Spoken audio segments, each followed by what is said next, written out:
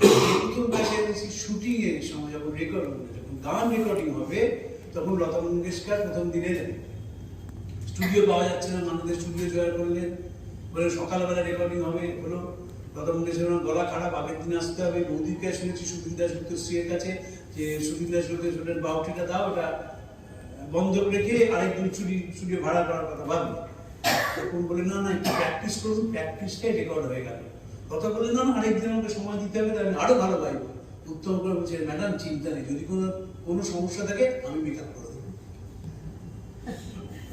এবং বাংলা রোমান্টিক জুটি না, আমরা তো বাঙালি হিসেবে সবকটা আমরা ছোট করে দেখি। পৃথিবীতে রোমান্টিক গান দেখবেন গোটা পৃথিবীতে এই গানের প্যারালাল নেই। যে দেশে রোমান্টিক সিনেমা দেখুন, আমরা তো বলি যে রোমান হলিডে সাংঘাতিক রোমান্টিক জিনিস। উত্তম কুমারের যে শঙ্খবেলার এক্সপ্রেশন চিন্তা করা যায়। এবং আমাকে বলেছিলেন যে জয়ন্তদা বলতেন যে উত্তম কুমার কিরকম জানো, যদি ওয়েস্টার্ন হেমিস্ফিয়ারে জন্মাতেন দেখতে হ্যামফ্রি ব্রুগাটের থেকে অনেক বড় অভিনেতা, গ্রেগরি পেকার থেকে অনেক বড় অভিনেতা।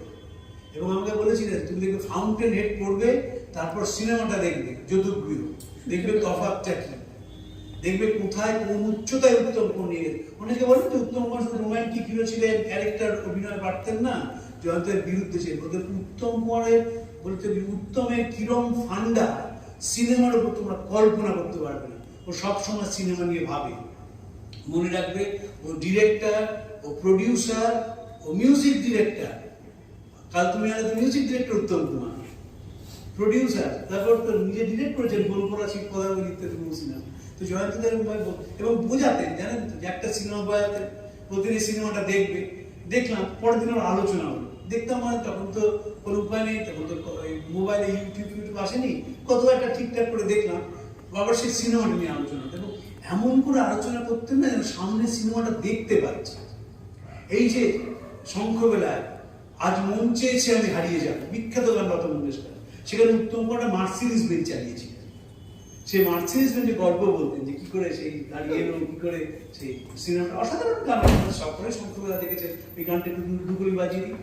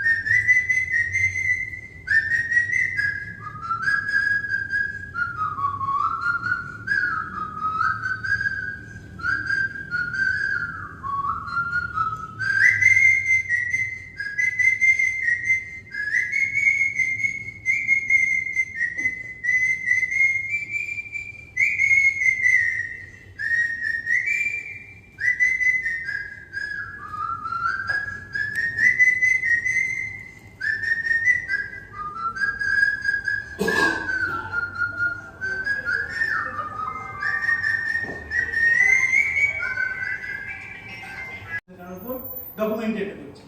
তো সেখানে বিরজু মহারাজ এসেছিলেন। বিরজু মহারাজ এসে বললেন বাবা এসে নেই, অসাধারণ শিখতে পারতেন। বিরজু মহারাজ সবকটা বাদ্যযন্ত্র বাজাতেন, নাচতেন, কত্থকের জনপ্রিয়তার মূল মানুষ, আবার শিখতে গান করতে পারতেন।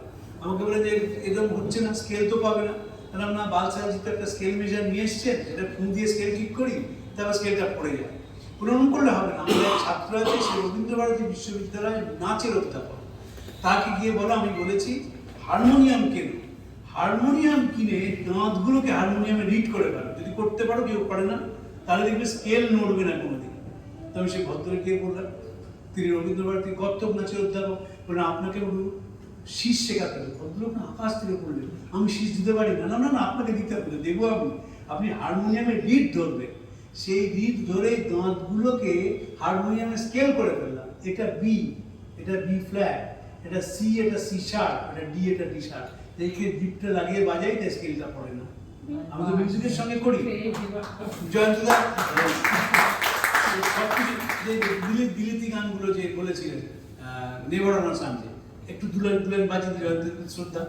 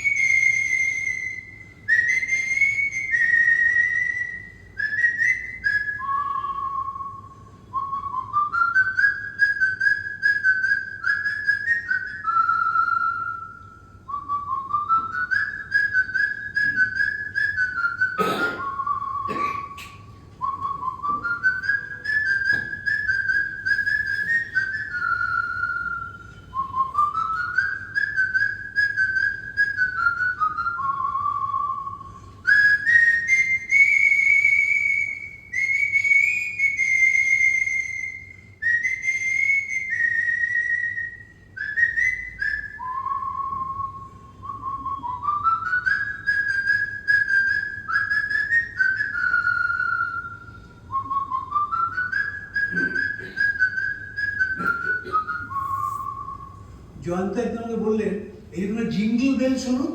জিঙ্গল বেলটা কোনো চার্চের গান না। মানে বলছেন কি চার্চেই তো বাজে। বলে মন দিয়ে কথা কেন শুনবে, দেখবে ওয়ান হর্স ড্রন ক্যারেজ নিয়ে যাচ্ছে। তারপর আমাকে বললেন জানো এটা টমাস অ্যালভা এডিসন প্রথম রেকর্ড করেছিলেন, তখন গুগল নেই।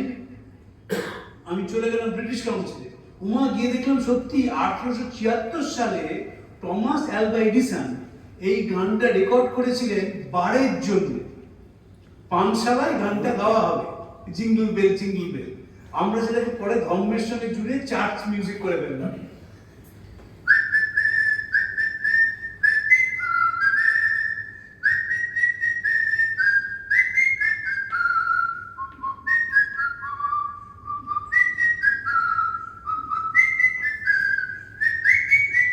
এই যে ওয়ান হর্স ড্রন ক্যারেজ, এটা ছিল তখন আমেরিকার সাইন অফ প্রেস্টিজ। সবে নারী স্বাধীনতা আসছে আমেরিকায়। এই ওয়ান হর্স ড্রন, একটা ঘোড়া টানবে, এক ভদ্রমহিলা চালাবেন, মাথায় টুপি, কিন্তু স্লিভলেস গাউন, সেই ছিল একেবারে মডার্নিটি। বিবেকানন্দ যখন আমেরিকায় গিয়েছিলেন 1893 সালে, তখন বোস্টনে কেট স্যানবোর্নের বাড়িতে ছিলেন। এই কেট স্যানবোর্ন খুব প্রগতিশীল মহিলা ছিলেন। তিনি মাথায় টুপি পরে, সে স্লিভলেস গাউন পরে, পাশে বিবেকানন্দকে বসে ওয়ান হর্স ড্রন ক্যারেজে দিতেন। তো সেই জিঙ্গল বেলটা জয়ন্তকে শুনেছিলাম, যেটা টমাস অ্যালভা এডিসন 1876 সালে প্রথম রেকর্ড করে। জানতামই না, জানার কথাও নয়। এবং আপনারা যারা গান বাজনা নিয়ে আছেন, আপনাদের বলি, টমাস অ্যালভা এডিসন 5খানা প্রথম গ্রামাফোন বানান। তার একটি গ্রামাফোন দিয়েছিলেন তার বন্ধু স্বামী অবেদানন্দজিকে, সেই এবং একটি আলো দিয়েছিলেন। আলোটা ভেঙে গেছে। আপনারা যদি কখনো রাজা রাজকৃষ্ণ স্ট্রিটে যান, বটতলা থানার উল্টো দিকে যে মঠ রয়েছে অবেদানন্দজির বেদান্ত মঠ, সেইখানে দোতলায় গ্রামাফোনটি রাখা আছে এবং রেকর্ড এখনো বাজে, গালার রেকর্ড এখনো বাজছে। এবং সেই গ্রামাফোনটা চলছে, যেটা অবেদানন্দজিকে টমাস অ্যালভা এডিসন নিজে 1896 সালে ইংল্যান্ডে দিয়েছিলেন। না, গ্রামাফোনটা দিয়েছিলেন 1896। রেকর্ড করেছিলেন অনেক আগে। এবং জয়ন্ত আমাকে একটা বিরাট উপকার করেছিলেন, আমার সঙ্গে অমিত গুহর পরিচয় করে দিয়েছিলেন। অমিত গুহ হচ্ছে হারুবাবুর জামাই, সুরজলাল স্মৃতি সদন। 1,75,000 রেকর্ড আছে। আমাকে জয়ন্ত প্রথম বলেন আব্বাস উদ্দিন শুনেছো? কোনোদিন শুনিনি। এবং জয়ন্তদার কাছে প্রথম